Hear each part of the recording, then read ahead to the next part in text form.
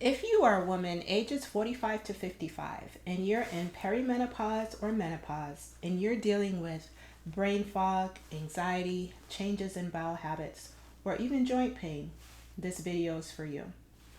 Because these symptoms can be connected through something called the microbiome. I'm Dr. Stasha-Gae Roberts, nurse practitioner and founder of Compassion Primary Care.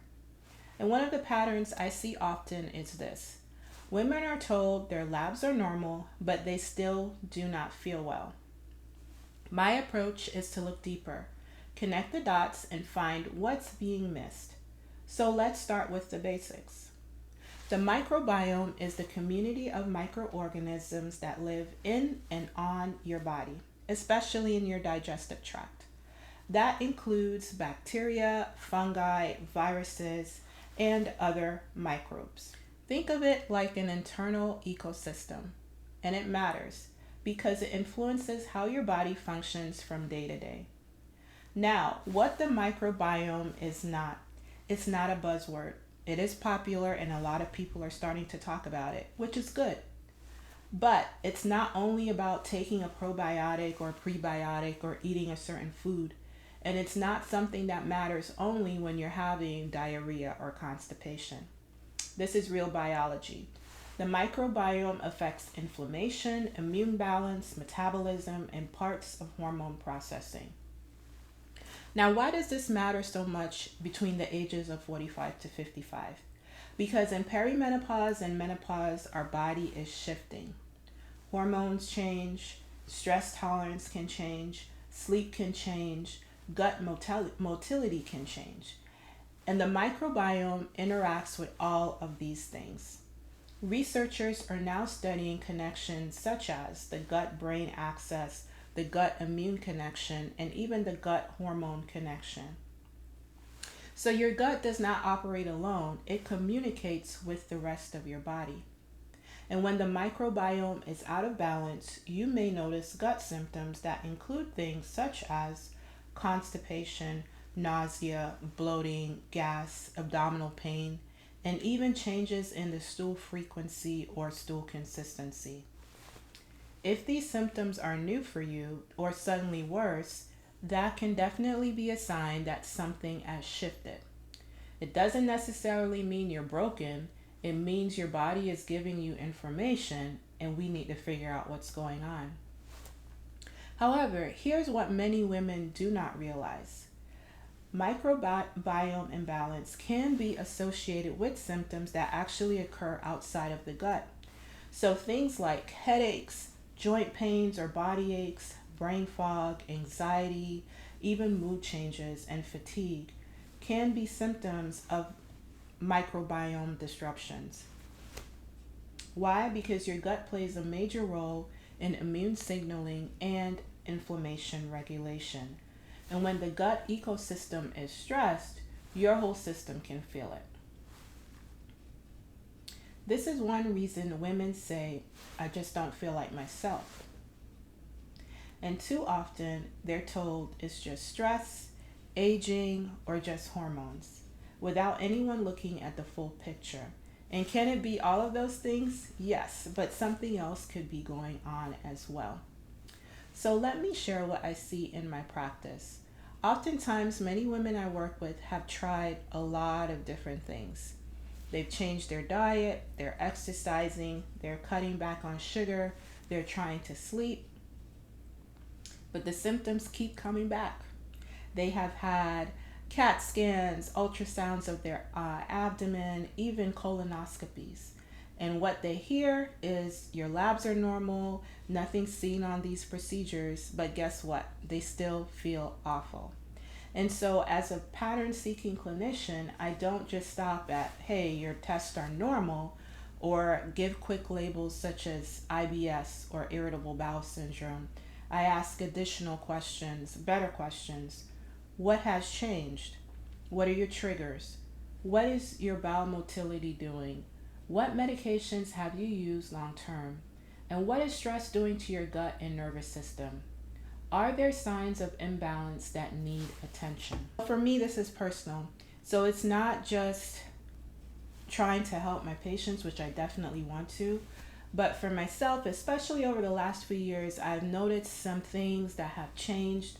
There have been some intolerances that I've developed to foods, just really non-specific symptoms such as changes in my gut. I've had the colonoscopies, I've had the CT scans, and I can think back to when we're talking about triggers. As a little girl, I remember my family, occasionally when we would eat out, my parents are Jamaican, so we wouldn't eat out often, but when we would, I remember that many times we would eat the same foods, and guess what? I would get sick. I would be sick to my stomach, having diarrhea, nausea, vomiting. My family's looking at me like, what's wrong with you, right? But the thing is, they would say, well, maybe the food was spoiled, or there was some kind of foodborne illnesses. But with foodborne illnesses, many people in the family are getting sick. It's not just one person. So, it made me think maybe that was a trigger. Maybe that food that I ate, for me, I was sensitive to.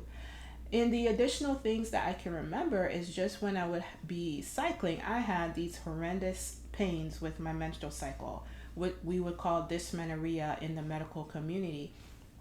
And things like ibuprofen or Tylenol, they weren't touching it. So usually the first 1 or 2 days of my cycle, whatever was done, so if I was at school, I had to call my mom, I had to come home. If I had something planned, like band practice after school, that wasn't happening. And so the first 1 or 2 days usually meant I was home, sick in bed, sometimes feeling like I was going to vomit. Sometimes I did vomit, even feeling so bad that I felt like I was going to faint. But I remember making the connection that if I drank milk, which, sidebar, I love milk. Milk does a body good. That's how I grew up. I would feel even worse. So I learned to avoid milk the few days before my cycle, even the first few days of my cycle. And just looking back at that, once I completed a comprehensive stool analysis and looking at some of the things that I saw on that test, where it was indicating that I had some gut issues. I had some decreases in very beneficial bacteria. I had overgrowth of others, and just the overall health in my gut was not good. My inflammatory markers were elevated, specifically zonulin, which can indicate that you need to avoid gluten. But again, going to different doctors, my parents didn't know, they didn't know. I was conventionally trained. I was not trained to look at those things. So what I would say, again, this is not a one-size-fits-all protocol video. But what I will say is, if you're dealing with these symptoms, it's definitely worth asking, what may be disrupting my microbiome?